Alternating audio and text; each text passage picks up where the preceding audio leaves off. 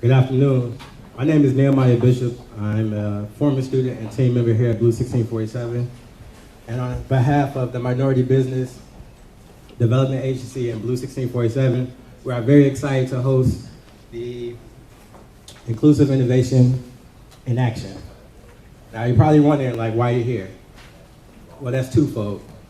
One, I want to have a conversation about the importance of technology and innovation in today's society. So a lot of you out there in the crowd are ready to create the next great policy or the next amazing startup or an undiscovered STEM program ready to address the masses.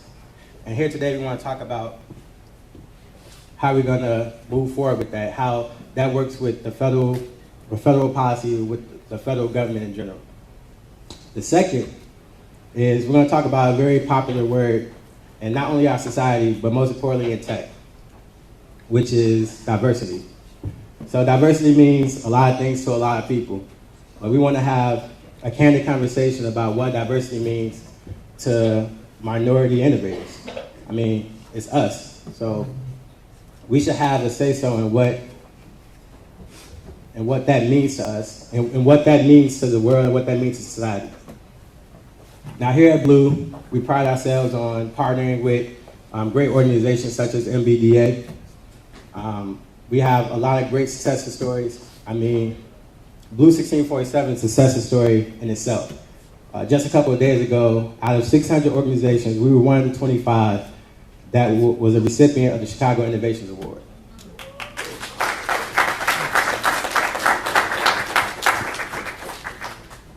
And I myself am a success story from BLUE1647. So I went to UIC, which is probably not even 5 minutes away from here. I was majoring in accounting, and it was my junior year, and I just got accepted into an auditing internship. Did this internship, and I'm not gonna lie to you, I was kind of depressed. No offense to any accounting majors or accountants in the room. It was a 9-to-5 gig, and the only time I talked to someone is when we were taking breaks or going to get lunch. And for me, I thought, not only can I impact people, but I enjoy being around people. I didn't enjoy just sitting in the office. I didn't just enjoy crunching numbers. So that's when I started exploring, and I found technology. And I'm like, well, I may not be passionate about coding, but I at least want to learn coding. I may not be the most technologically savvy guy, but I want to be around people who are, and I want to learn more about this industry because I'm watching as it impacts millions of lives daily. Everyone here has a smartphone. Everyone here knows the impact of Facebook, the impact of Google, and how it's changed our lives. And for me, all of those owners are Caucasian. So I'm saying, why don't we have a black individual in those positions? So that's what drew me to technology. And that's what drew me to BLUE1647. I was reading and looking at articles, and I saw a man by the name, and I saw what he was trying to do with disadvantaged communities. And I said, this is exactly where I want to be. So I started here as a student, just learning how to code, just learning the different aspects of technology. Talking with Kent, who's in the back, who, if you ask him any question, I guarantee he's going to know the answer. He's never not known the answer. And really just learning how to engage in this world. Now for me, I wanted to finish and get my accounting degree because I was halfway there, and I didn't want to change. But I had these coding skills, I had these problem solving skills, I had these analytical skills that I've learned here at Blue. And not only did Blue help me get those skills and make me marketable to the society, it got me my job. I'm an engineer at UPS with an accounting degree, and none of that would have happened without BLUE1647. And outside of just being able to personally be rewarded by BLUE1647, I'm actually able to live out one of my true dreams, which is to help impact people's lives. I've been fortunate enough to go and help host hackathons all around the country, where we've gone into projects and to have hackathons in mosques and hotels and just any way you can think of, impacting kids' lives who sometimes don't even have the access to computers. So for me, it's been extremely rewarding to be a part of an organization, and they've given so much to me that even though I work a full-time job, I want to be here working, helping. I want to travel. I want to continue to do the things that I was doing when I was in college. Now, enough about me and my success story here at BLUE1647. I want to introduce your next two speakers, Demetria Gallagher and Isaac McCoy. Demetria Gallagher is a senior advisor for policy and inclusive innovation, and Isaac McCoy is a senior advisor for business development. Demetria has been working with this 10 years, very long time. And right now she's appointed to create inclusive innovation for minority businesses and students of color. Isaac McCoy himself has been appointed by the White House as well to create strategies and guidance for minority businesses as well. And these strategies and guidance go to the National Director of the NBDA. So without further ado, please make some noise for Demetria and Isaac.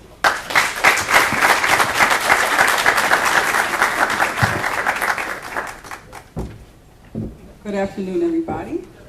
How's everyone doing? I can get one more good afternoon. Good afternoon. So we're going to go ahead and get the social media out the way. I know many of you guys have your cell phones, and we definitely want to make sure that we join the conversation on social media.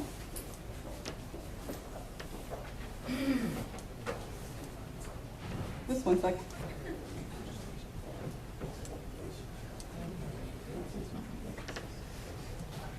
Technology at its best, right?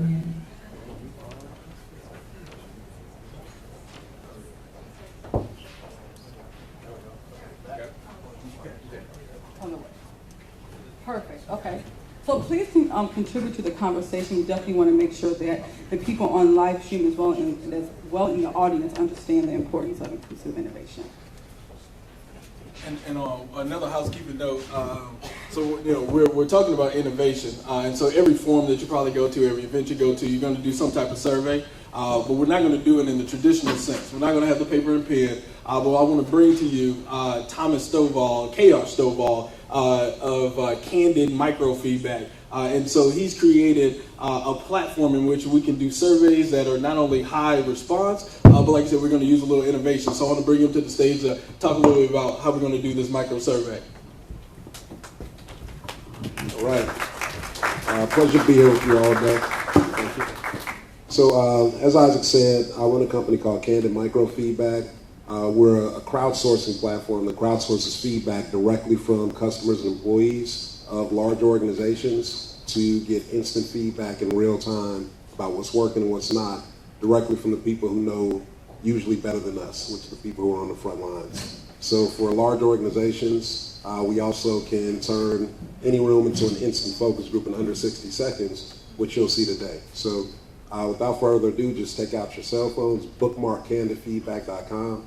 There's nothing to sign up for, nothing to download. 2 times during the event, we're going to give you a little response code that allows you to respond to a 1-question micro survey and give your thoughts so NBDA can be in a better position to understand your businesses and how they can serve you. So thank you very much. All right. Now, I know everybody's going to have their phones out anyway, so like I said, let's go ahead and download that, bookmark it, not download it, I'm sorry. Bookmark it, because once again, we're going to bring them back. So 2 times we're going to do this in the micro survey. Like I said, it's 1 question, so it's going to be quick and easy. We'd like to say, go ahead and bookmark that.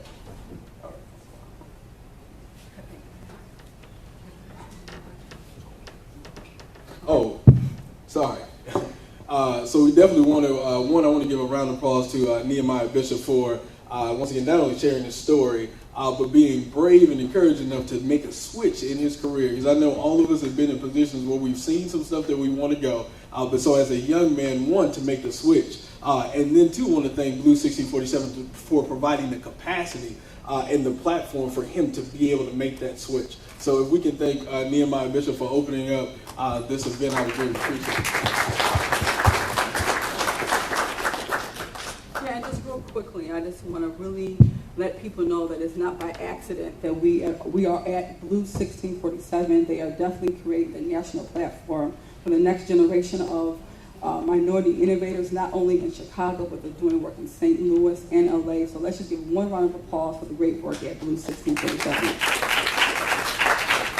So now, before we start with the great lineup of speakers that we have in our Innovation Showcase, we're going to tell you a little bit about the U.S. Department of Commerce and the Minority Business Development Agency, otherwise known as NBDA, so you can understand why we're in this space and how we can help you grow and start the next business.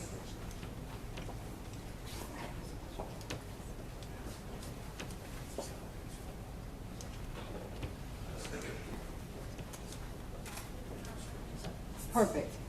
So the MBDA, we have a 40-year history in making sure that minority-owned businesses grow into size and scale. We are the only federal agency that's housed in the U.S. Department of Commerce to do this. And when I use the term minority, I definitely like to define it so people understand. That's African American, Hispanic, Native American, and Asian-owned businesses.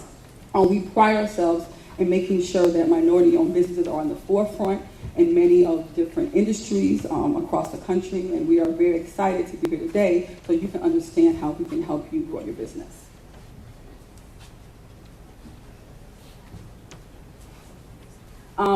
At the U.S. Department of Commerce, we are known as the America's Innovation Agency. Secretary Penny Pritzker has definitely made this one of her priorities in her Open for Business agenda. As you know, many people in this room, as policymakers and influencers, we understand the importance of innovation, not only on the local level, but definitely on the federal level. So at the Department of Commerce and NBDA, we have been focused in the Obama administration to make sure that people understand the importance of innovation. And Isaac and I both are Chicago natives, so we definitely wanted to come home to educate the minority business community here so you can also understand how we can help you grow your business.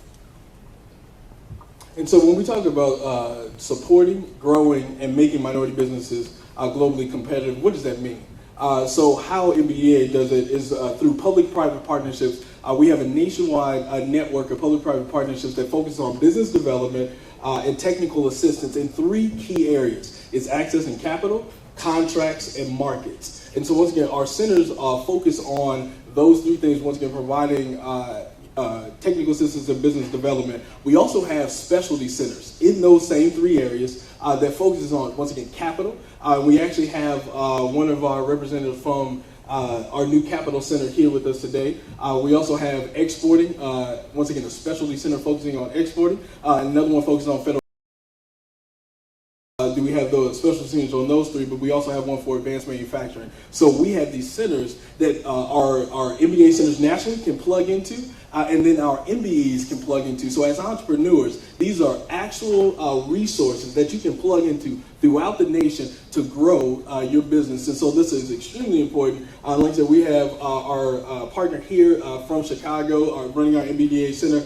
Here, they're also here in the room. So when we do our networking, make sure you identify the individuals that are running our capital centers as well as our Chicago centers to see how you can plug into local resources here to grow your business. And we definitely know that minority-owned businesses are speeding down the innovation highway. There are many minority-owned businesses that are in very high-growth industries, such as robotics, advanced manufacturing, and energy. We know that historically the narrative has been that minority-owned businesses tend to be small or mom and pops. We are here as advocates to say that's not the case. Every day we engage with many minority-owned businesses that are definitely trailblazing in these high-growth industries. So that's as an agency, we have embraced our new innovation narrative so people can understand how they can also tap into the innovation pipeline. And again, as we start to think about what does innovation mean for me, regardless of the size of your business, the number of employees, if you're a startup, if you're established, we're here to definitely make sure that people understand that innovation should be the core and key to what you're doing. We all know that innovation is moving very quickly throughout the U.S. economy, and this is no longer an option. You definitely have to be involved in every facet of these emerging industries if you want to compete in the U.S. economy. By the year 2044, the U.S. will be a majority minority. And I just want people to understand what this means for every facet of our American society, but especially business. That's why at BLUE1647, we have praised them for making sure that they are creating the next generation of minority-owned businesses, because this is not only important on a local level, but as a federal level, because we have a lot of young minority innovators that they need to understand how they can start a business in this emerging economies. And as we mentioned earlier, the U.S. Department of Commerce is a data center. So I want to talk to you just a little bit more about data. One, for some minority businesses, there's over 8 million minority businesses throughout the country. One of the key points I want to talk about too is from 2007 to 2012, now minority businesses have grown faster than non-minority businesses. But one of the things I want to put in context, so we're looking at how to grow businesses, so it's outstanding that we have the ingenuity to start businesses. But one of the caveats is that minority businesses do not have as many employees as non-minority businesses, as well as their annual gross receipts are less than non-minority businesses. So even though they were starting and growing at fast pace, we have to be intentional about the resources that we provide them so that we are growing and sustaining businesses on a national level. And so this is why these resources connecting to our centers and some of our initiatives is so important. So it's not just to start your business, but how do I grow it? How do I bring wealth into in your family, in your community, and how do we make our nation globally competitive or remain globally competitive? So once again, plugging into these systems, once again, to expand our businesses is key. And just real quickly, we want to emphasize the importance of the minority buying power. By 2008, people of color will have 6 times the buying power than in 1990, which is $3.6 trillion. And the reason that I say this is that when we have this buying power, we need to understand how is this money invested into our communities. I think it's important that we change the conversation not only to start a business, but how do we create generational wealth. So that's why we always like to talk about the buying power, because we have the tools at our hands to make sure that this money is better invested into many of the areas and the neighborhoods that we work in today. So this is when we want to change the conversation to encourage many of the influencers, policymakers, startups, and established businesses to think outside the box. As many of us know, there are a lot of non-minority communities that are trying to redefine what it means for diversity, and we think that once we include our minority voice, we can begin to change the narrative and the paradigm. So this is what I like to call the silo dilemma. Usually when they speak about issues of minorities, they are very connected to other social issues. That's why economic growth and investment is key. Usually when they speak about issues of public safety, community development, job creation,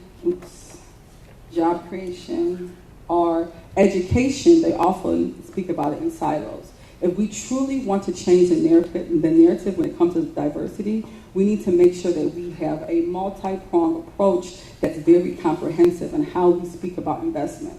We all know that many of the issues that we see, especially in Chicago and the South and West Sides, they all deal with issues of investment, but usually people aren't sitting at the table all talking about how all these issues are connected and how they're related. So again, we want to challenge you to begin to think that and to influence you so you can understand that minority-owned businesses can definitely play a part in making sure that they impact various areas that we're going to talk about later on in the event. And just a real quick note, at the University of Delaware, a professor by the name of Karen Carter came out with research that says the more minority-owned businesses, especially African-American-owned businesses that you have in a community, youth violence drastically decreases. So that just goes to show that, minority-owned businesses, but especially African-American-owned businesses, we play a much broader role in the community than just economics.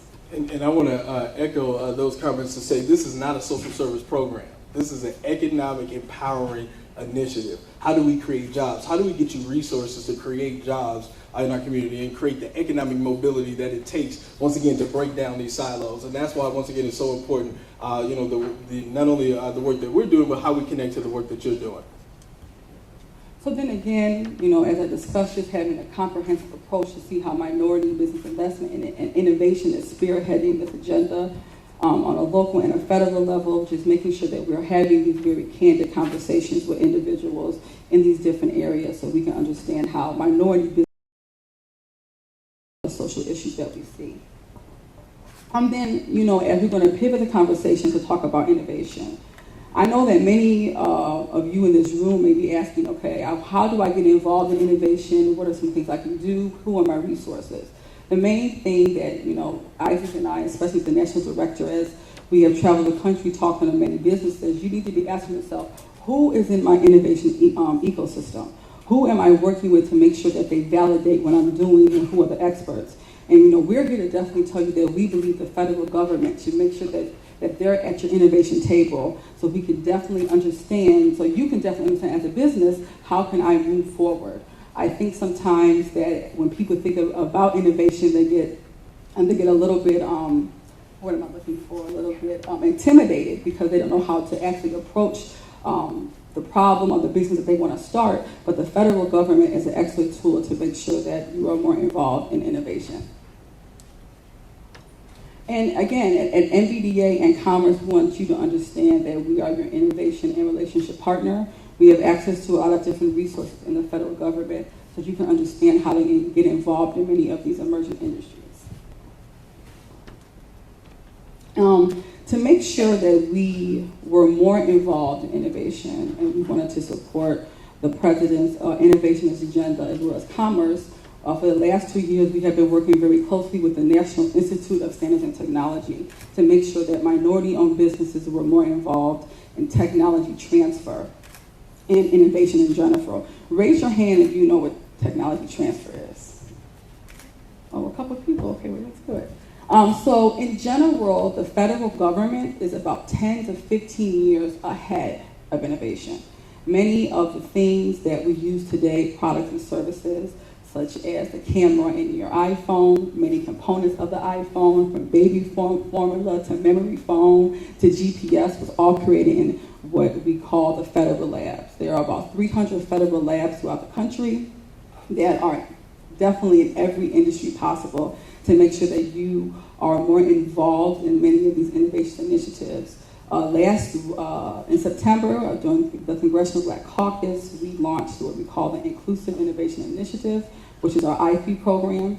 At NVDA, we are going to be focused to make sure that the business community sees us as a national clearinghouse for technology transfer. The federal government spends about $140 billion, so that's with a B, everyone in the room. I encourage you to follow the money, $140 billion on research and development. Business owners can tap these federal labs for a lot of free services. They have patents sitting on the shelf that you can commercialize.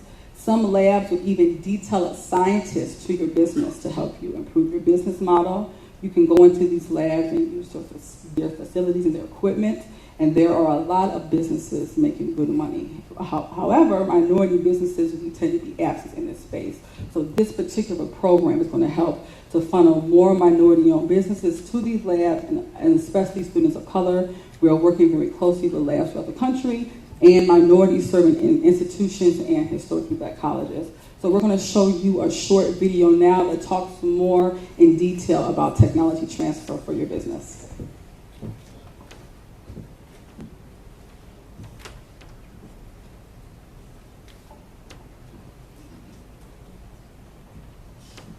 Government spends more than $130 billion annually on research and development. Did you know that you could partner with the federal government to grow your business by harnessing the results of that research and development? Many of the products we use every day were created from technologies developed in federal laboratories. GPS, Memory foam, Siri, and even the internet were all started in federal labs. Federal research has also led to life-saving inventions, such as organ donor matching, disease treatments, and medications. Innovation fuels economic growth through the creation of new industries, companies, jobs, products, and services, which together ensure the global competitiveness of U.S. industries. That's why 3 years ago, as part of the White House Startup America initiative, President Obama made tech transfer a priority by increasing federal R&D funding and directed all federal agencies to accelerate this kind of lab-to-market activity. So how do these products get from federal laboratories to consumer markets? It's called technology transfer, or lab-to-market. Here's how it works. The federal government invents things and owns thousands of patents. Since those inventions and patents were developed with taxpayer money, they belong to the public. But the government does not make new products and services for private industry and consumers that drive our economy. Tech transfer is the process of getting government inventions into the hands of business owners and entrepreneurs who can. Technology transfer programs offer access to patents that were developed or funded by the government, use of a federal laboratory to develop or test a concept, visiting scientists to assist businesses perfect an idea or process, and funding to develop, manufacture, and market new products.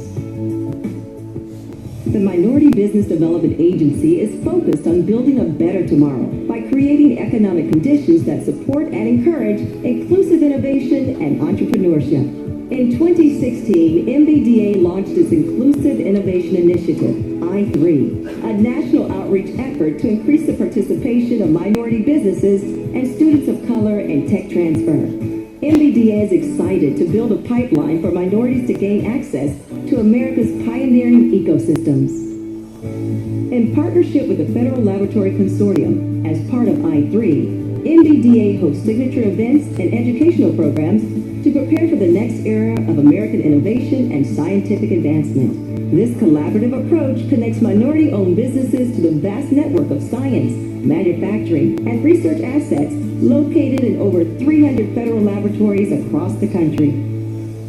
Whether you own your own business or have an idea worth exploring, we encourage you to connect with one of our MBDA business centers to find out how you can leverage federal government ideas, inventions, facilities, even scientists to grow your business or get your idea off the ground. We invite you to elevate your success. We're MBDA, where businesses come to grow. The MBDA Inclusive Innovation Initiative is the result of funding and partnership with the Federal Laboratory Consortium and the National Institute of Standards. As you can see, in MBDA, we're very dedicated, so you can actually know about the great resource in the federal labs. So now I'll tell you more how to find out about some of these, how to get access to some of these opportunities using a lot of online websites and training. Just so this is a map in general, just to show you that there's 300 federal labs throughout 6 regions. One of the main federal labs that a lot of people work with is Oregon. That's in the Chicagoland area, but you're more than welcome to work with any federal lab throughout the country. This is the Federal Laboratory Consortium website. They have a lot of online courses, webinars, different training events that are local and statewide, so you can learn more about technology transfer. But then they also have a great search engine and database where you can find out about funding and different equipment and programs.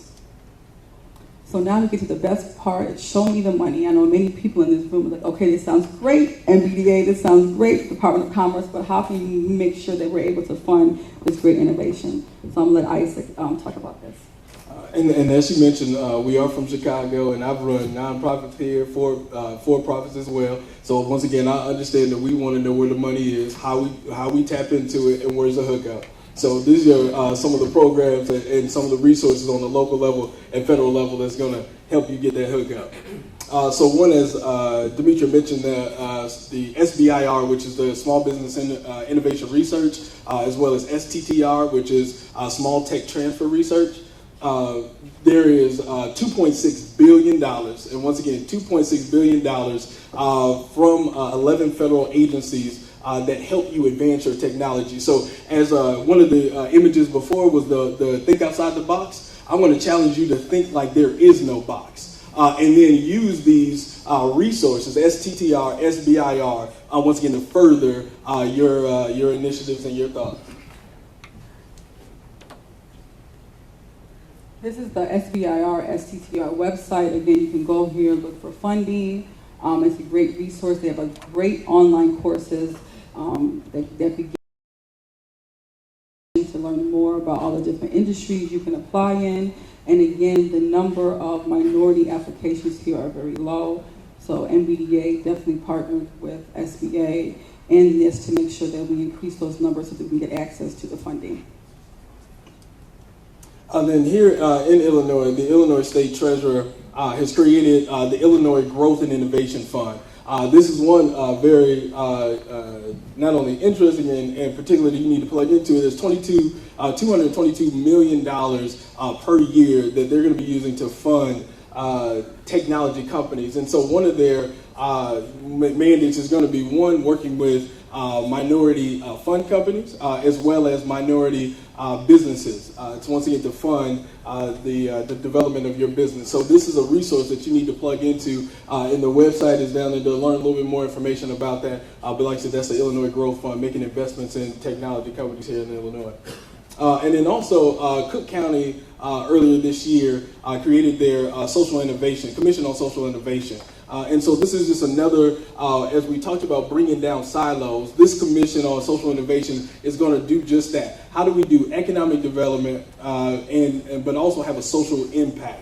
And so this is a commission that you definitely want to pay attention to. Email Cameron, he's one of the commissioners for that. So once again, if you guys are here, plugged into 1647, he's plugged into this particular initiative. Once again, pay attention to what they're looking at, because once again, it's going to be economic opportunities as well as social impact.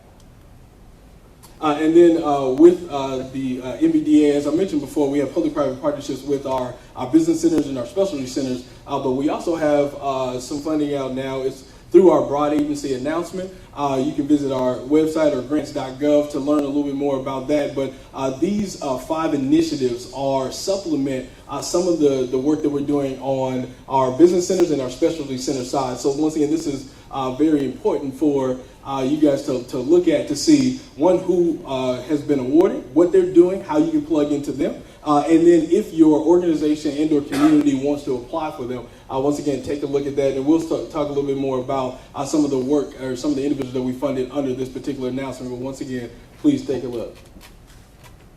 So now, without further ado, I have the luxury of introducing, she's my boss, but I call her my life coach also. I have been working, I had the pleasure of working with Alejandra Castillo for the last 6 years. In 2014, she was confirmed by the Secretary Fanny Pritzker, which is the Secretary of Commerce, to lead the agency. She's the first Hispanic woman to do so. Let's give her a hand for that. In 2010, the Hispanic Business Magazine recognized Director Castillo as the top 100 influential Latinas in the U.S. So please welcome and give a round of applause for Alejandra Castillo. Good afternoon. This is a lively audience, right? So let's say good afternoon one more time. Good afternoon. Excellent. Let me tell you, this is perhaps the most exciting topic that we have addressed at MBDA in quite some time. And I'm not going to take too much time because I need you to really pay attention to some of our speakers that are coming up shortly. But let me put it into context. You would say, well, why is the federal government here? Right? Boring, big, slow federal government. I need you to understand that there is a very interesting fallacy that tells us at times that government and business are at odds with each other. That is so far from the truth. Government and business work hand in hand. At times, our minority businesses have bought into that fallacy, and we don't leverage the resources, the expertise, the policies that are emanating from this relationship between government and business. So we want to change that at MBDA. Now let me tell you 3 things that are happening, and you're feeling it because you feel the ground below you shifting. And that is a change in demographics, right? We understand that minorities are soon becoming the majority. We're seeing a change in the industrial base. Technology is shifting quicker and the third thing we're seeing is globalization. And as minority businesses, we are twice as likely to export. And we need to look at that because 95% of the world's consumers live outside of the US. So as a business owner, you want to tap into that 95% of consumers. So think about it. I say these are the three tectonic plates that are shifting. And if you're not ready to change with those shifts, you're either going to fall through the precipice. And we don't want that to happen. We want to be at the forefront. Look, this week is an exciting week. President Obama has maintained a 33-year tradition, and that is to deem this week MedWeek, Minority Enterprise Development Week. So by presidential proclamation, the president acknowledges, recognizes, and celebrates the tremendous contribution that minority businesses are making in our country. So for that, we should be very proud, and we should also be very thrilled that it has brought us to Chicago. We just partnered with the National Minority Supplier Development Council. Over 3,000 plus minority businesses gathered to really exchange information. I want to just very quickly, we need to change the narrative. We need to change the way people see us and how we tell our story. We need to change the way we see our communities. Traditionally, we've seen our communities through a lens of poverty and social ills. But we need to see our communities futuristically as the ones who are really going to make this country globally, or I should say, continue to make this country globally competitive. So when we see minority communities, we're not seeing the negative. I'm actually seeing the positive, the tremendous potential. But obviously, in order to change that, we need to bring in the tactical components of it. And just very briefly, because I don't want to spend too much time talking, minority businesses and their owners are job creators. As we create jobs, we change the fabric of the community, we reduce crime and violence just by our mere presence. So we want to be able to scale that. We want to be able to grow that. Now again, how many of you have actually taken the less than 30-mile trip to Argonne National Lab? Show of hands. I recommend that if you haven't visited a national lab, go and visit it. It's your taxpayer dollars at its best. Take a child, take a youngster, take somebody who is an entrepreneur, and go visit Argonne National Labs. Now, you have to make an appointment, you have to go through some clearances, because there's a lot happening there. But if you haven't seen what a national lab is all about, then you won't be able to understand what this program is about. Demetra mentioned some of the online training courses, online resources. I invite you at your leisure, just go online and take at least one course. Because I promise you that once you go through at least one webinar, one online course, you're going to be hooked. This is the future of our nation and the future of the world, and we need to be at the forefront. So I want to take a minute because Isaac mentioned our broad agency announcement. That's a mouthful. That's kind of government speak for a particular grant. And MBDA put a grant out there saying to the community, we do not have all the answers. And that's a big thing for government to admit. We don't have all the answers. But the way we did it was through this vehicle that's called a broad agency announcement. And we said, we want to have some solutions that come from the marketplace that you propose to us that can address issues like minority youth entrepreneurship or technology and innovation.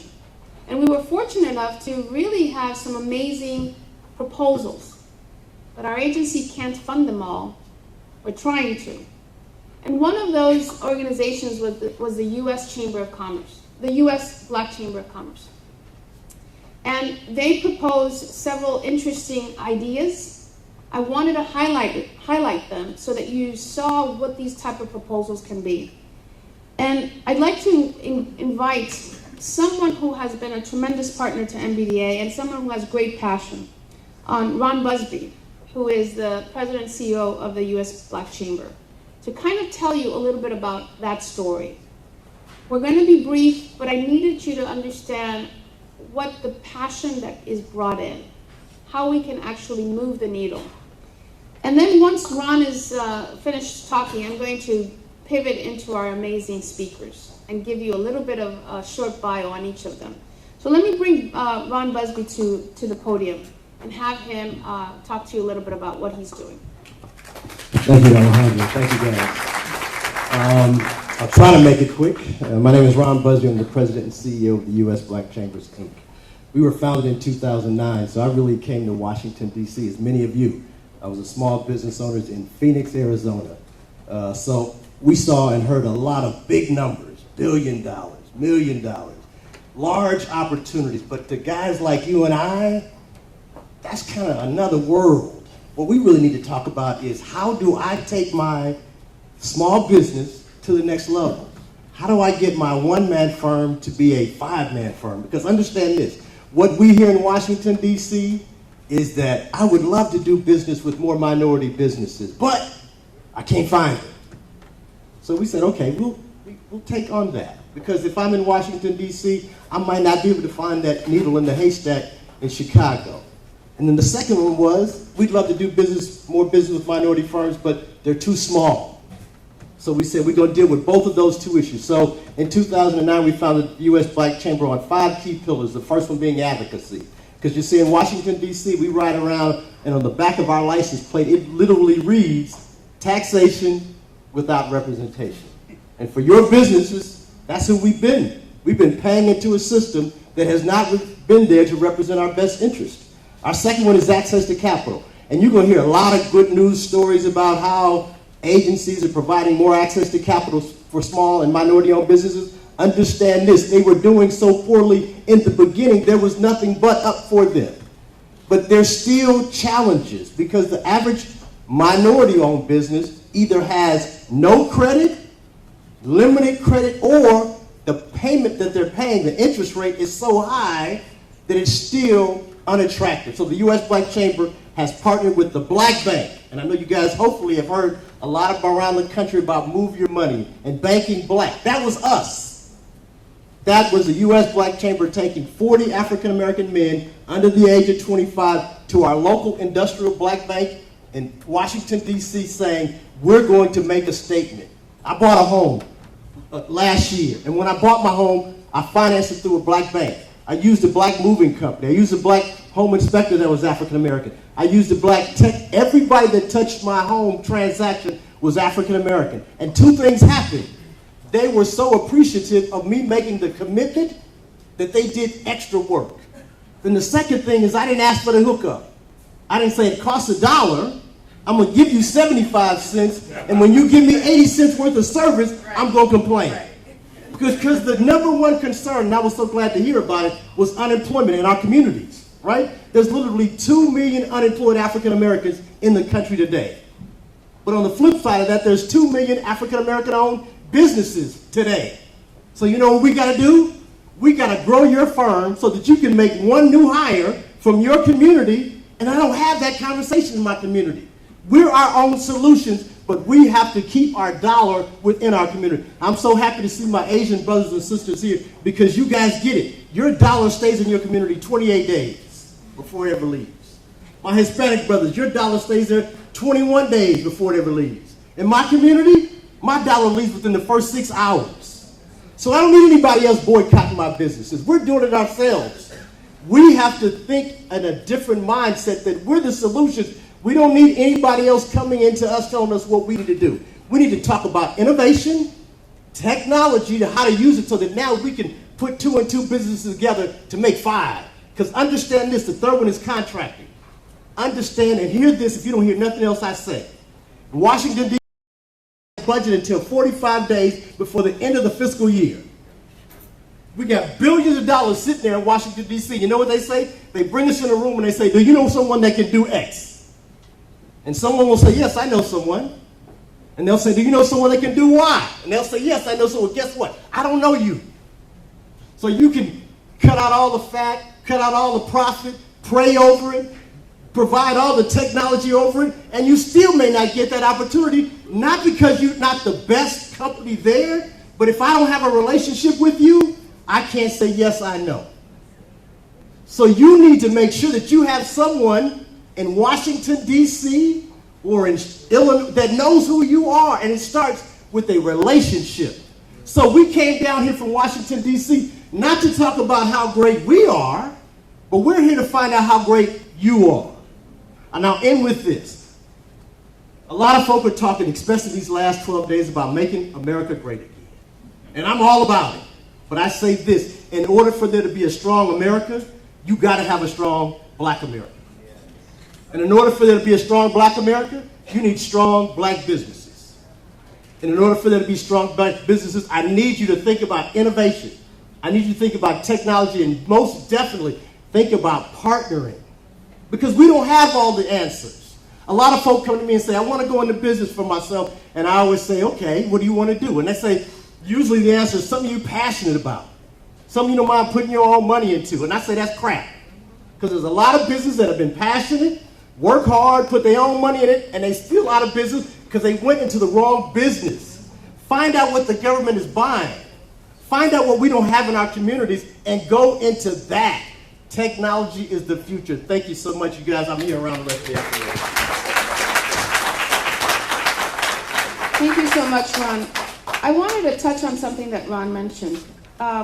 One of the things that we're focused on at MBDA is to make sure that we break down the silos, not just the silos that Demetria mentioned, which are very critical, but the silos among minority communities. An Asian American community, an Asian American business should partner with an African American business, because in size, by combining our strengths, we create more size and scale. By complementing each other, we create more opportunities.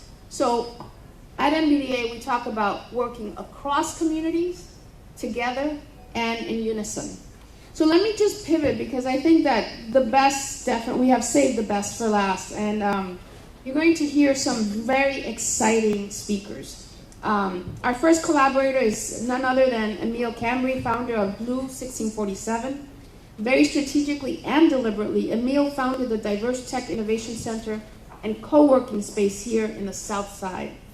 He shares my belief and experience that minority entrepreneurs absolutely will lead America's push into the 21st century of tech-driven economies. We're so excited to be joining forces with Emil. So I also want to introduce, next you'll hear from Bing Chen, co-founder and chief creative officer of Victorious. Early Bing led YouTube's global creative development and management. So we have a special treat by having Bing Chen here. He was at the table during the critical periods of YouTube, and I'm sure we have all used YouTube at some point or another, and has great insight about the intersection of minority creators in the technology space and business development. And then last but not least, our dearest friend, James Andrews. James is CEO of MASH Ventures and is the creative force behind Atom, or Atom, I should say, and a tech accelerator that is doing amazing things with new entrepreneurs and artists. Earlier, James was an executive at Sony Music Entertainment. He's unbelievably smart and strategic about melding technology, art, and data to create companies, products, and movements. I'm proud to call him my friend, my collaborator, and yes, in many ways, a true advocate of minority businesses. So we're honored that you have all agreed to be here. Let's start. My colleague Isaac McCoy will take it from here. And again, thank you for your time, your energy, and your commitment to this space.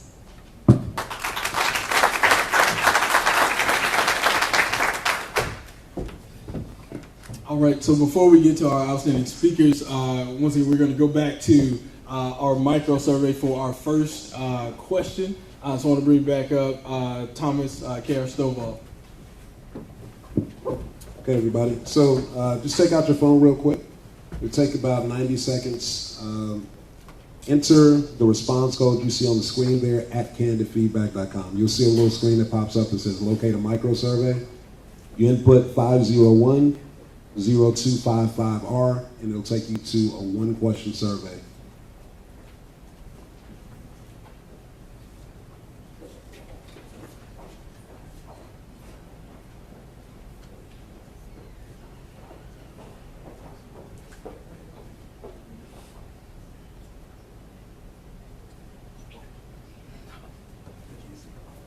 Am I standing in front of the thing? Sorry about that.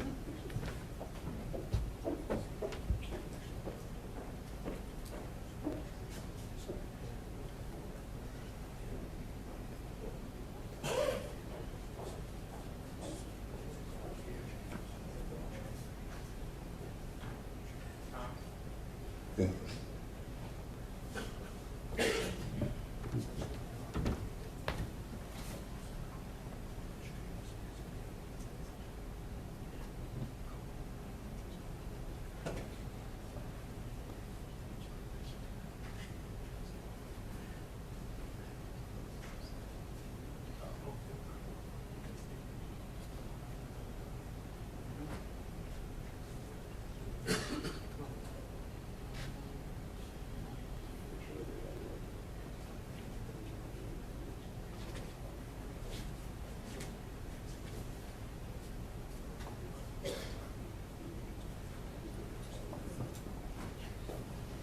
All right, so as you guys finish that, so I'm going to bring up our first. He is the founder of BLUE1647. Please welcome to the stage Emil Cambry.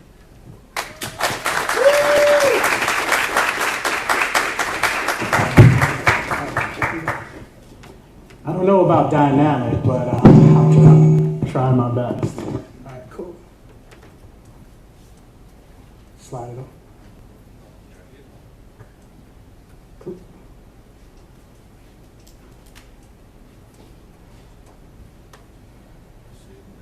All right. Bottom button? Ah, I got you. See, sometimes I don't even know how to use my own stuff. So hi, I'm Emil Cambry, founder of BLUE1647. What I wanted to do in the short time I have today is tell you a little bit about us, if you haven't been here before, but really in the whole context of what inclusive entrepreneurship kind of means to me, to our team, and just some of the work that we do. Before I start, I wanted to just thank the United States Department of Commerce, Minority Business Development Agency, for being here. This is really important for a lot of reasons. For one, this is a dream come true, right? An opportunity to really say, hey, the government cares about us, they know about us, and they want to provide resources at the local level. So what that means to me is that our communities matter, our innovation matters, and our lives matter.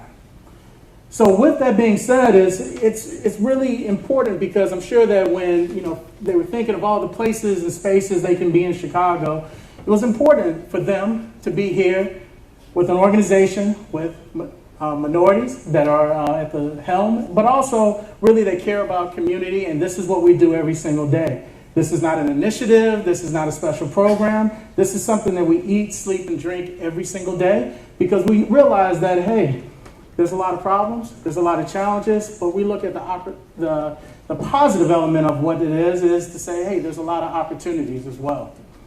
So for us, what BLUE1647 is this picture, right? It's a program, 1919, run by Allison Scrutchins, which is about cohort-based training and entrepreneurship. The biggest reason why we did this program was, one, we take a look at the trends in Black women entrepreneurship, women of color in entrepreneurship. And we said, and harness this. Let's make this our new normal. Let's make this something that we can be passionate about, we can stand behind.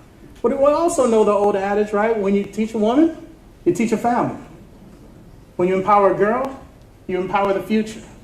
So we wanted to bring those two things together, and this was one of our programs that we have. So we said to ourselves, like, we talk on social media. If you see a lot of our stuff that we put out a lot of social media. We do it for a couple reasons. The one, to tell about our programs, but But more importantly, we want people to see that this is possible. This images is something that's normal. It's not a special program, not something we almost should even celebrate a couple years from now. This is something that we expect to happen. And also not just in Chicago, but in all the cities that we expand to as well. Because once again, we want to create this network of group of women, of entrepreneurs, innovators, creators that get together, provide community, and also help folks get to the next level. We also are in traditional entrepreneurship, right? So everybody likes talking about tech, and everyone likes to talking about the next buzzword, the next cool platform. But what we did also is we work with traditional entrepreneurs, your barbershop, right? So not something that necessarily is going to get covered on the front page of Cranes or anything like that, but these are businesses that employ people, that pay for field trips for their kids, that pay for education, that pays for their families and helps things move forward. So once again, these are the work and the programs that we're a part of and the people that we're a part of, right? So this is a particular barbershop in which we helped them get started on the crowdfunding platform to get going. I happen to get my haircut from there, and I need to go there this Saturday too. You know, we also have members that start lounges. And we think to ourselves, you know what, how do we tech enable our platforms or our businesses, our organizations? How do we add value to this as well? But we also work with kids. We work with the youth. We think about the future and say, you know what? This is our next generation 1919 students. These are our next generation BLUE1647 students. Might as well get them started early. But also in terms of changing that narrative, it's important for us to be able to, for them to see people like us actually doing it every single day, having passion about it, and also caring about the community enough to give back. So when you create that ecosystem, you start to see some great stories, the Nehemiahs of the world, who give back and want to work with these students, right? So this is in the housing projects of St. Louis at the Clinton Peabody projects. This is part of a federal program called Jobs Plus, in which we are going into a housing project and saying, you know what, this is a place of opportunity. This is a place in which we can have great success stories and people can grow and move forward. But also a place where we can develop the next generation too, so that they can be in an ecosystem and actually have access to opportunities. We work with a lot of youth, right? And it's fun, right? They're cute, they do great work, but also we see how they're able to develop and how that inspires us, how that inspires our regular businesses, our tech businesses, our people, and see how we can create this ecosystem.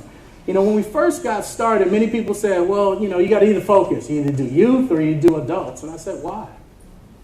Why?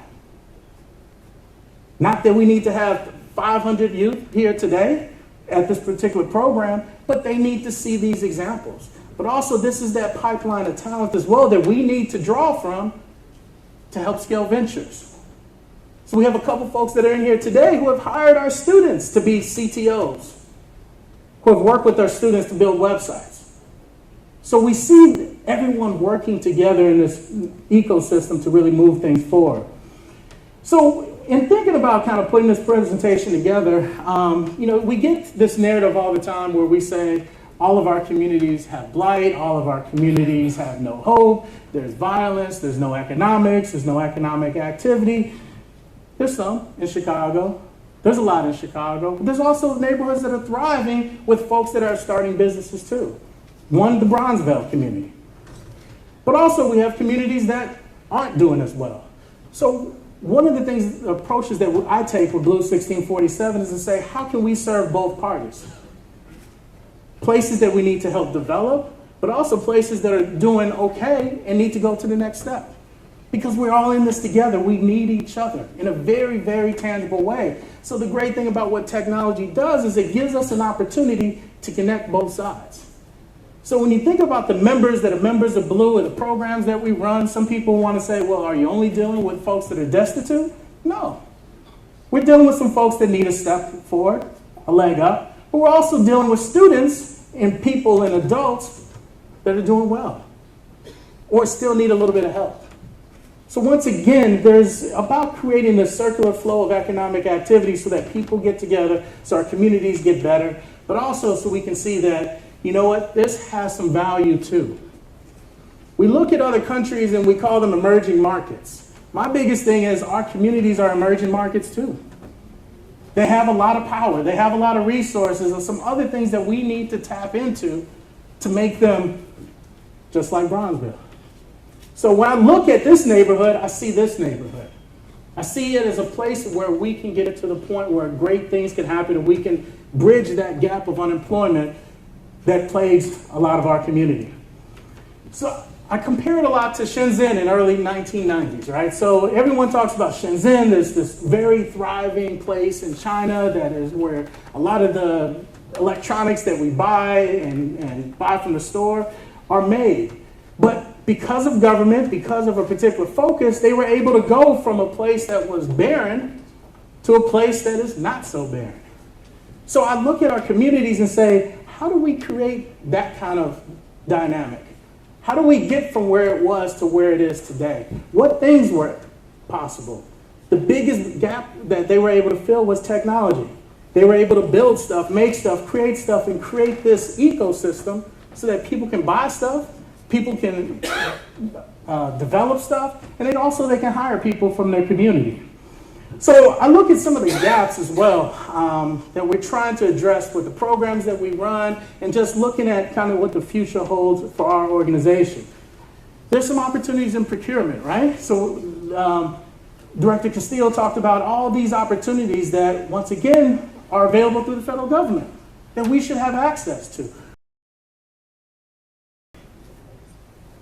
to actually make those opportunities a contract that leads into revenue, hiring new people, and hiring people from our communities. How do we take the fact that, hey, there's a lot of diversity supplier meetings and events and other things that take place? How do we make sure that we're a part of those conversations, right? So the governor did an event here earlier this year about just, hey, how do we get more IT contracts for minorities in the state of Illinois, right? So why can't a partnership actually lead to that? And so these are the kind of things that we're trying to push forward with Blue 1647, so that's a possibility. Other gaps, there's always the gap of access to capital, right? No one has enough money. Everybody, you ask anybody who just raised 10 million, they'll say, hey, I need another 10 million, right? But how it relates to our communities, how do we get somebody jump started? What are some of the different formats and platforms that we can use to get going? But the biggest thing that I want to stress is, how do we take a data-driven approach to understanding what our communities need, how we're spending our dollars, and how to circulate it in a way in which we can see those wins? Sometimes it's those small wins that make all the difference. For us at Blue 1647, at first it was, hey, did we sell out a workshop or a class? That was a win, right? So that goes from that win to being able to host the MDBA, right? MBDA. So we want to try to figure out ways to look at how we can take a data-driven approach to actually build our communities. So how we're trying to address the gap. The first one was just a space and a place.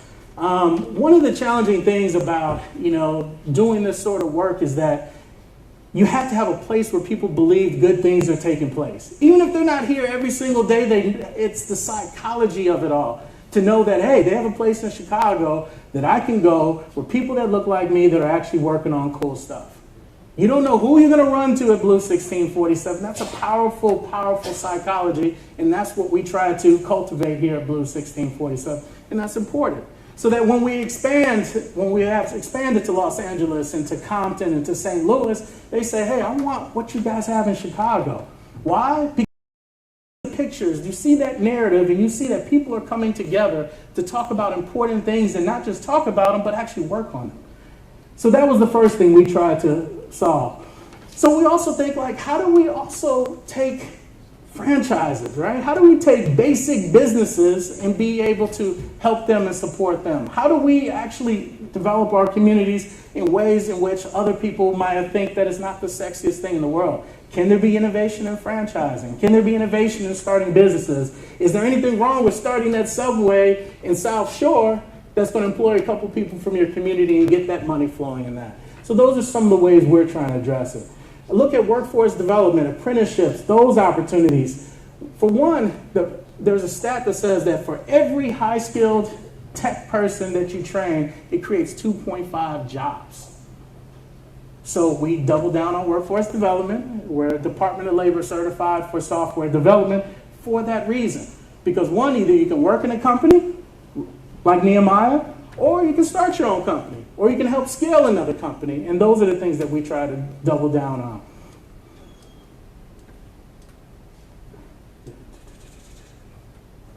Yeah.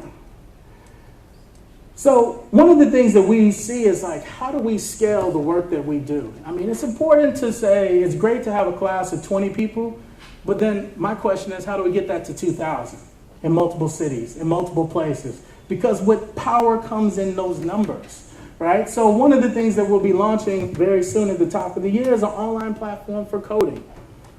Why is that important? Because we have a location in Haiti right now, in Pétionville, and the biggest thing is they're using our online platform to sign up for Internet of Things right now. So this is a picture from yesterday. 16 years old student who's actually doing that. So we look at all the cities and places that people want us to be in, and we say to ourselves, how do we make it easier to get in those cities? How do we get it easier to evangelize technology with people that look like you? Which is important, but also to be able to start bringing those success stories to the forefront. In terms of access to capital, we launched a crowdfunding platform, taking a look at what the Jobs Act has provided. Tracy Powell as well. We have an equity and rewards-based crowdfunding platform because we started to think that, hey, if we're in 8 different cities, if we're all these different places we want to go, how do we start building this ecosystem using this technology platform to connect people? How powerful can that be as well? So what this utopia for us is a place where education meets economic opportunity. How do we get people, how do we train people, how do we provide a pathway of opportunities so you can go from someone who's curious to someone who's proficient to someone who's expert in hiring additional people? That's the future that I see. I see how do we create these pathways so we simplify the process so that people understand where do you go and what's next. Collaboration, how do we get folks to work together to access bigger pieces of the pie? How do we create that ourselves? How do we support that? How do we take that franchise opportunity and say, how do we scale that? Access to capital. One of the biggest things that we're doing with our Blue Fund platform is not just make another Kickstarter. That's not cool enough for us. What is cool enough is to say, how do we partner with other banks, other financial institutions, and other entities to ensure that, hey, if you raise $1, there's additional support that comes along the way. So you put some skin in the game, and we'll put some skin in the game. So those are some of the partnerships that we'll be moving towards, and what we spend our time thinking about is not just doing things the same way, but also thinking of doing things using technology and tracking these things so that we can do more of it. The other part of this utopia is just a community of early adopters and supporters. So you know that, hey, if we have you on that platform, or if we are supporting you, that there's a community of people that are actually helping pushing these things forward. We're all about a data-driven approach. A lot of our programs, including our 1919 Women in Tech, was all because of a need from our data and looking at the way in which it's actually accelerated our business. Most people say, what's your target market? A 35 to 55-year-old minority woman is our biggest supporter on social media. They also pay for our classes. They also attend our workshops, and they share our information. So we have to provide more support and infrastructure around that. So also, how do we take these insights from working with so many people and say, how do we apply that at the community level? How do we apply that to Roseland? How do we apply that to other areas that may not necessarily get the support and infrastructure, or people even think of them as innovation capitals? But I brought up that example of Shenzhen, China, right? Why can't we take that same approach in looking at these spaces that are barren, that don't have necessarily the development they need, but look at them as investment vehicles, as opportunity, as places where cool things can happen? So ultimately what it comes down to is the circular flow of economic opportunities, right? So Ron brought up the fact that, hey, when money comes in black communities, they're spent, just as quick as you get it, right? How do we track those things? How do we use software to track those things? Do we take a look at POS systems and start to see, hey, for these communities, how do we best provide the incentives to make sure we spend in the communities that need it the most. Also take a look, what are the viable procurement opportunities, right? So for our organization, some of the things we look at is, hey, we're starting to develop these relationships with government, with entities, with larger companies and corporations. How do we take those opportunities and really pass them down to our membership base and make sure those things are possible? Because ultimately what I see is sustainable supply chains really being able to change the game for our communities, where we can have something built in Roseland, it can actually be packaged in the west side of Chicago, and then ultimately get to Haiti at some point in time, or vice versa. And that's what I see as really being powerful, and I hope to be a part of that. Because I look at what workforce development is in the future and what the factory of the future is that's going to be able to employ people, I see it being distributed. I see it taken from, instead of the large factory that we hope to one day get in Roseland that costs $50, $100 million to build, to say, how do we take these micro factories and start putting them strategically in different communities and being able to provide workforce development so cool things can happen, so we can buy, sell, ship, and being able to create this circular flow of economic activity.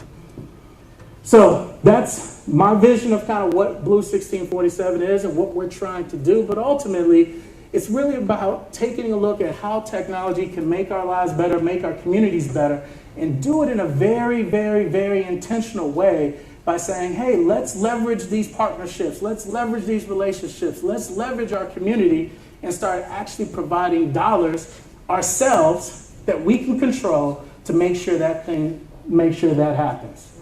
So just wanted to thank again for everyone be here today and for your time. This is truly a dream come true in so many ways. I can't express it enough, because ultimately when I first got started trying to put this thing together, I didn't think this was possible.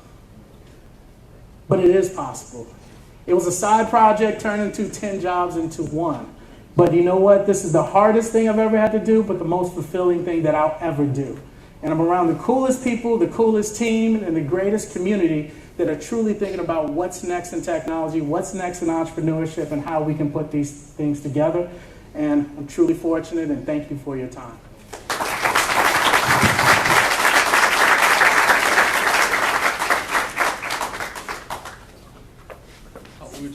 All right, so our second speaker, I'll bring up Mr. James Andrews.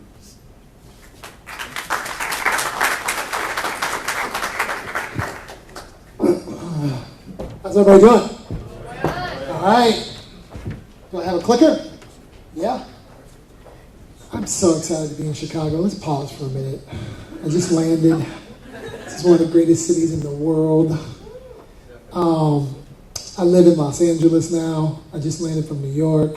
I'm always in a different city, but it's always good to come back to Chicago because it feels like home, even though I'm not from here. I have a long history with Chicago. I'm going to filibuster until I get my remote control. I worked in the music industry for a very long time. I grew up in the business.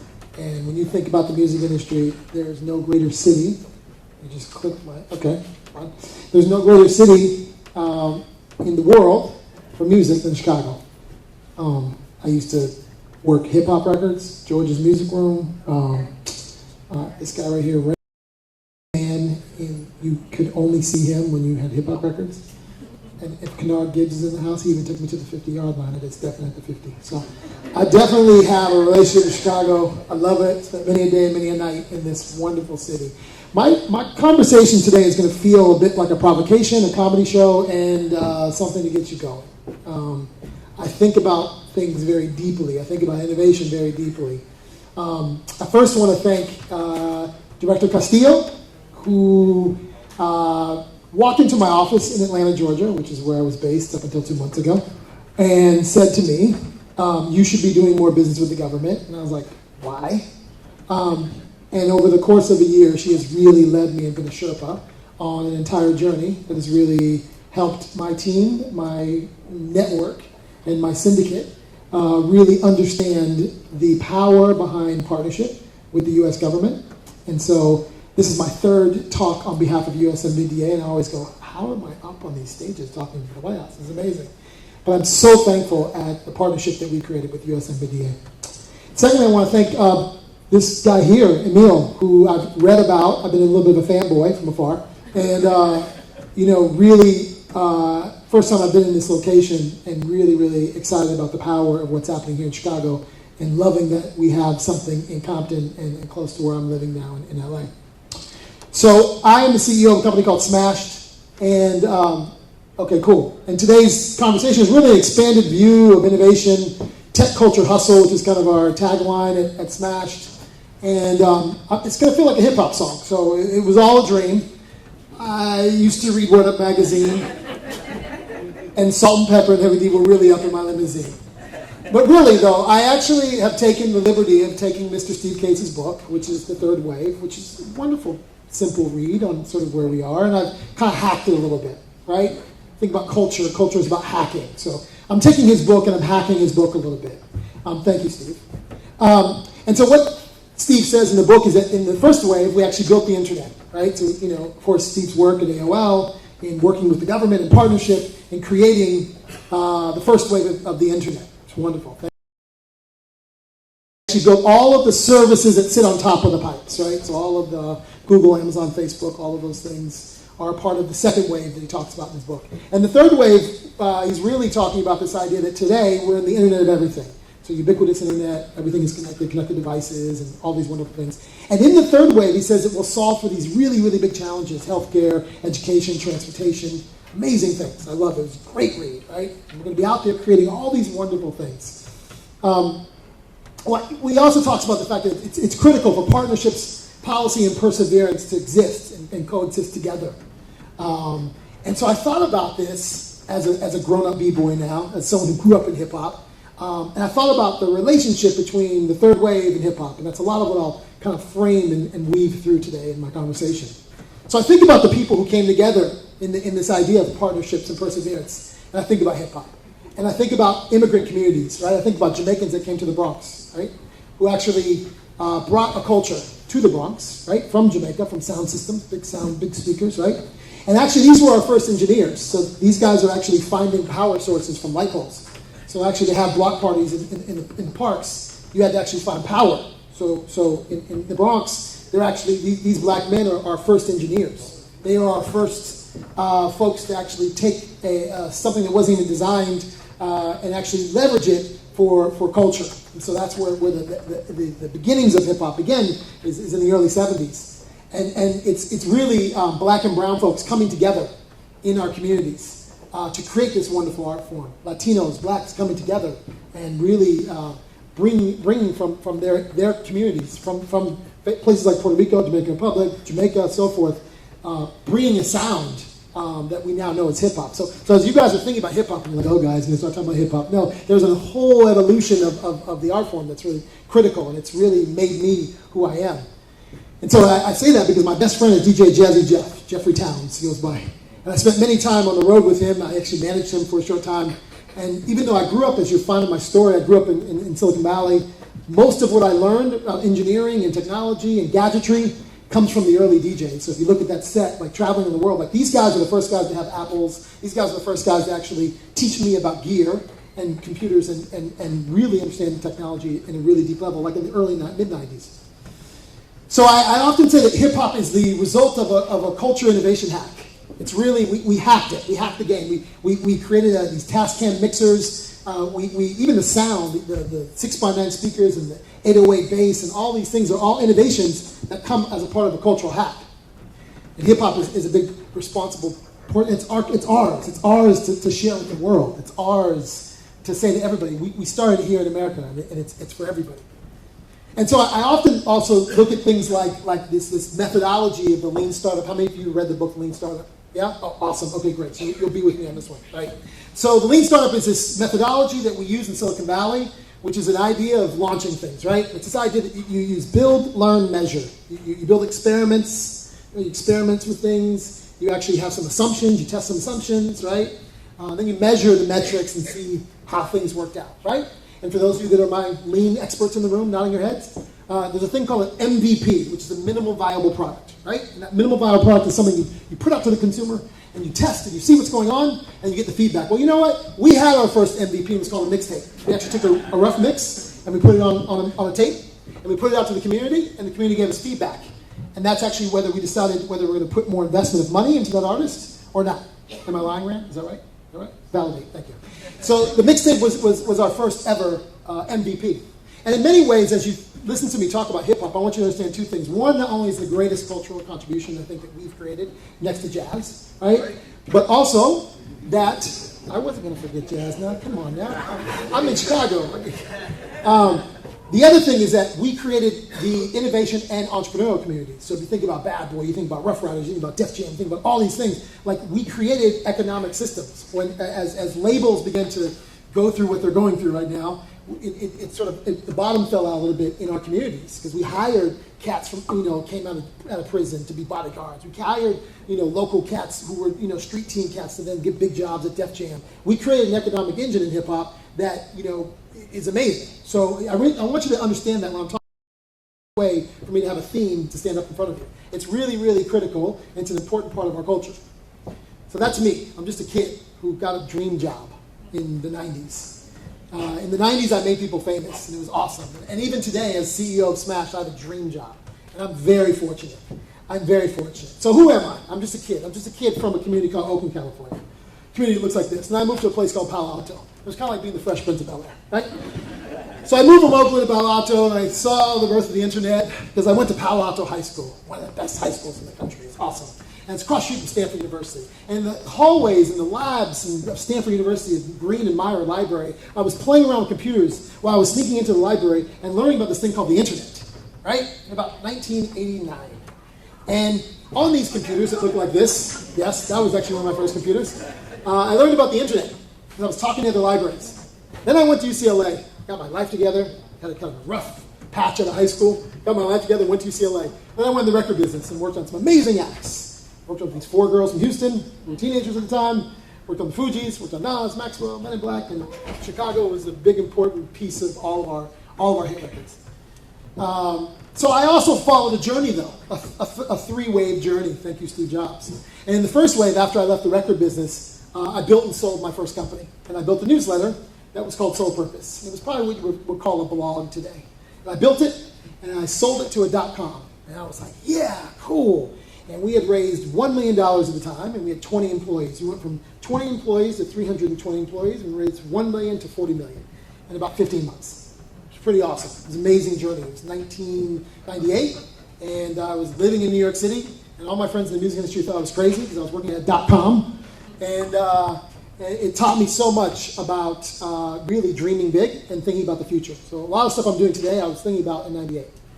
The second wave, I built a social media agency. I worked at a big agency, advertising agency, and I thought that the way they were using the tools, especially websites, was boring. And there was a senator from Illinois who was running for president. I kind of liked the way he was stitching together all the tools, and he ran for president, and became president of the United States, and I thought that was really cool. So I thought that I would build a social media shop on top of Barack Obama's ascension into office, and so that's what I did. In 2010, and I sold it in 2014. And I work with huge clients, Nike, Beats by Dre, a ton of big things that you've heard of, some things you haven't heard of. My specialty was data. I'm an expert in understanding how to scrape data and become creative on top of the data I scrape. And the third wave, which is where I'm living now, I'm creating value and thinking about the future for Fortune 500 companies at Smash. I'm the CEO of Smash. And our partner, joint venture partner, is Havas, based here in Chicago. Awesome partner. Hi, Havas people. And really, we're helping, at Smash, we're helping clients and partners unlock value and think about the future. But we're doing it through culture.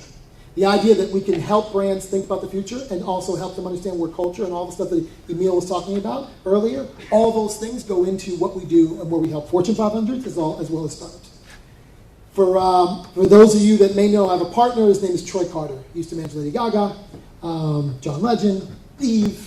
And he became a really successful early-stage entrepreneur. He's invested in about 75 companies, Spotify, Uber, Lyft, Warby Parker. So if a venture capitalist and a record company and a management consulting firm had a baby, that's kind of what I'm doing right now. It's kind of awesome. So we're based in Los Angeles, and it's really special. We started off doing acceleration. So we have an accelerator called Smash Labs. We bring 5 companies to Los Angeles, and we grow and scale them. We help them with business development and marketing.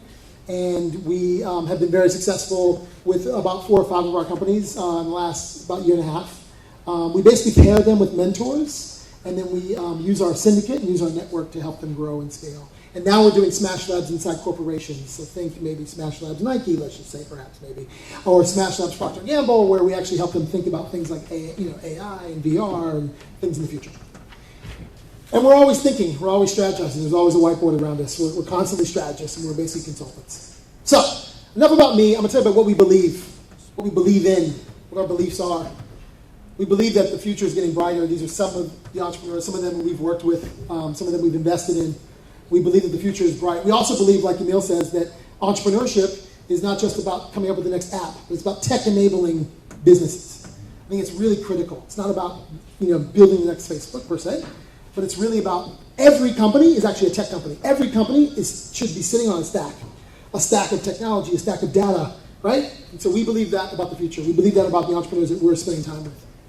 We believe that we're off the grid. So like when you count the census stuff, when you in the White House probably, when they're looking at like where the future is, Troy Carter and myself are probably not in that mix, right? They didn't count us in this mix. We actually are what we call off the grid entrepreneurs. We have come from a whole different world, the record business. We don't have computer science degrees, but yet we are very vital to the innovation economy and the ecosystem. And so we believe that we're kind of what we call off the grid. And I own this. I love this because actually I think that, and this is myself and Troy Carter and Marlon, our venture partner. I actually love that we're off the grid because I actually think that there's a billion of us out there. I actually think there's a billion more off the grid entrepreneurs. I actually think there's more people that look like me and that have my profile and Troy's profile out there. And that evidence of that is actually in this sweater, in this Dab and Santa sweater. Okay? So about 6 months ago, a kid walks into my office. He's from Nigeria via LA. And he says, you know what, I came to Atlanta and I had this idea for a Dab and Santa sweater. And he said he came to Atlanta like November 15th, I think it was. And then by like November 24th, he met 2 Chainz and had the idea. And then by December 1st, they had found an on-demand printer and actually built an entire business around this Dab and Santa sweater. And then through the Christmas holiday, they used Instagram influencers, they used the social web, and they used all of the things that you would do if you're a 22-year-old kid trying to actually sell a product. Well, at the end of it, this is Matty J. Ade, amazing kid, right? Matty J. Ade did $3.2 million in sales in 90 days, basically. And that's when I knew, you know what? There's a billion of them out there. There's a billion more off-the-grid James Andrewses who are just hustlers, proud of it, right? Who actually understand the ecosystem, who understand how to game it, understand how to leverage it, understand how to utilize it, and understand how to leverage influence in a very special way.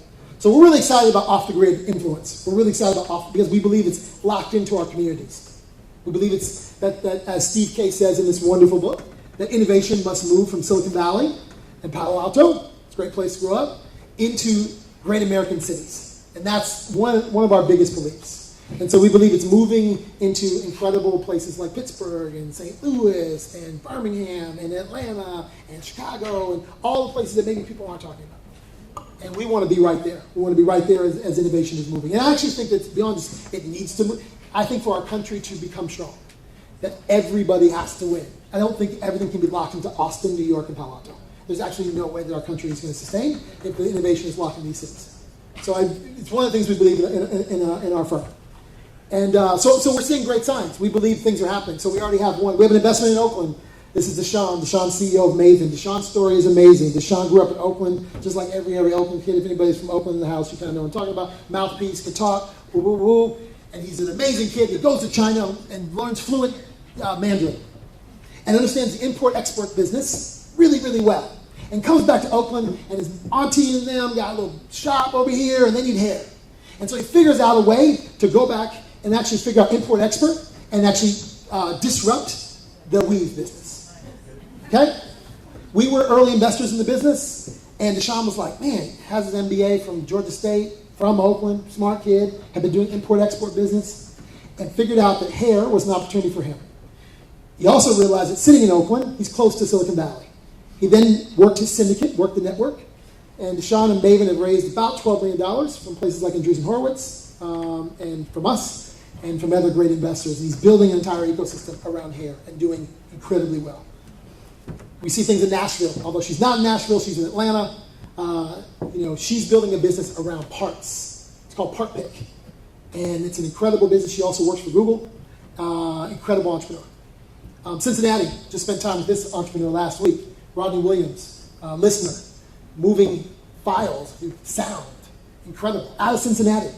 And it is doing it in Cincinnati. And looks like that, right? In Atlanta, of course, my former city of 13 years. Oh, gosh, my heart's broken. Paul Judge, who has been CTO of Barracuda, has exited several companies, and is now investing in several startups. I know on the line, we see promise. We see promise in both investors and founders that look like us, and we see promise in cities that are not necessarily the ones that are being talked about in Mashable and TechCrunch. And that's what we're excited about. So we're excited also about this unlock dreamers and inventors and problem solvers in every major city. And that's what this is about. It's about problem solving. It's about how do you actually take a problem, actually hack it.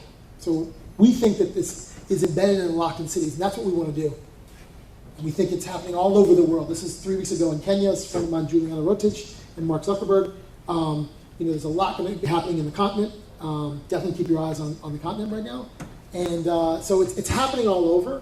It's about as we are in a global culture, and global society, and global business economy, it's really, really critical to not just think about your block as you're building your businesses. So it's back to the B-boys. It's about the collaborators. It really is about the folks like this that were coming together as brothers and sisters to build an art form. And that's what we need right now. This is a perfect picture. I love Jamil Shabazz's photos of hip-hop. It just feels like it's today, right? It really is what we need to be doing. We need to be celebrating and connecting and leveraging and partnering with folks that are black and brown, right? And I grew up in the Bay Area, which I always say is an unfair advantage, because I grew up feeling I was Asian, right? Because I grew up in every Asian community. Feeling I was Latino, because I speak fluent Spanish. When you're from the Bay Area, it's like an unfair advantage, because you literally grew up in this square mile where you know the difference between Tongan and Samoan, or you get beat up, right? You know all these things. And I really feel like that's where the world is going. I think the world is going to these diverse communities, these diverse pockets. When I lived in Atlanta, the best part of my Atlanta experience was the Koreans and the Korean population that represented the A-town, and then would take me into Koreatown, and actually I would eat food, and eat good food that I was accustomed to in the Bay Area. So anyway, I think there's a lot going on. I couldn't leave the stage without giving some props to Chicago. And Chicago is incredible source of talent, incredible source of music history, and incredible innovation. I could go on the list. You guys know who your innovators are. They keep coming out. And I invite you to celebrate hip-hop in a way that looks at it through the lens of entrepreneurship and innovation in a very, very different way. So we're doing something different. We are, for those of you that come from the record business, I would imagine with a couple of nods of heads, there's some people who understand the process of how you make somebody famous, right? What we're doing is we're actually launching our ideas and what we believe. A tour called Culture and Code. And we're actually going into 15 major cities, and we're taking pitches from entrepreneurs. We are meeting with startups. We are partnering with folks in the community. And I just wanted to take 3 minutes, and if you could fire up my little video, it's kind of cool. It'll show you a little bit about what we're doing, and I'm pretty accessible. I'd love to talk to you afterwards. And cut you off. All right. I want to use tonight to talk about the relationship that we have to Atlanta. What I really love about Atlanta is it represents what I believe is the growth of great American cities. It really is the growth of great American cities. And I think that the innovation is going to move from Silicon Valley and New York and Austin into incredible cities, and Atlanta is the first of those that's going to really experience this incredible boom. Our first class of Smash, the idea was we made investments in a ton of technology companies, from Uber to Lyft to Warby Parker. And when we were talking about taking it to the next level and taking it to the people, James said, Troy, I got an idea. I want to do a promo tour. We came to Atlanta to launch Culture and Code Tour.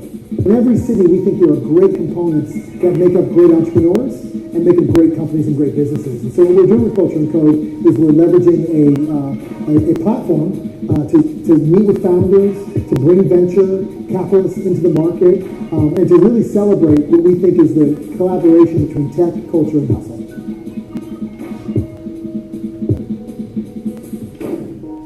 We did an interesting night where we actually had a dinner that was part salon and part almost Stanford Design School thinking. We brought people into a room, we served courses of food, And between each course, we actually built out a framework to actually solve 3 or 4 big problems in Atlanta. And then we had Comcast, our partner, actually think about providing funding and support for a couple of those big ideas. So this is what we want to do in the markets, and we're really excited to come to more markets. But Atlanta was the best place to start. When you think about tech and you think about people that go into tech, they don't necessarily look like us, right? We're sort of what I call off-the-grid entrepreneurs. And I need more of us. Atlanta has a lot of advantages. First, it's a transportation hub that's extremely easy to get in and out of, right? You got technology schools right here in Atlanta. You got a bunch of diverse schools. You got, HBCUs. I think Atlanta has done an incredible job in the music business of taking on its own personality and owning it and being a creative hub for that. And if you can do the same thing in technology and entrepreneurship, I think it becomes a magnet to the world. And I think you'll have people flocking here. For me, this is really about how do we extend our network throughout the world, and with this kind of being our first stop. A3C is a great conference. It's a hip-hop conference that brings together tech, fashion, the music industry, and so it was the perfect place for Troy Carter and myself to actually stand on the stage and keynote and talk about things that we're passionate about, and draw the correlation between what we do in Silicon Valley and what we used to do breaking hip-hop artists and making people famous. What we want to do in every city with Culture and Code is to find a nonprofit that is kind of bringing together the elements of entrepreneurship, innovation, culture, and we chose Usher's New Look Foundation because they're doing that. They've been doing it for 17 years in this city. They run amazing camps. They do great things with kids. And so we spent part of the day with students from Usher's New Look, and we helped them think through problems, we helped them think through their aspirations, and we gave them a framework and a methodology for actually thinking about both their career and their businesses.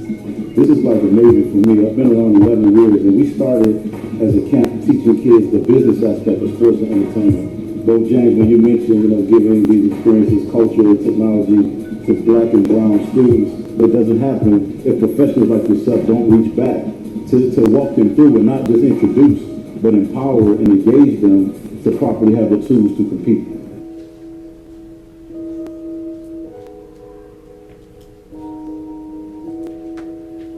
Thank you. Thank you very much.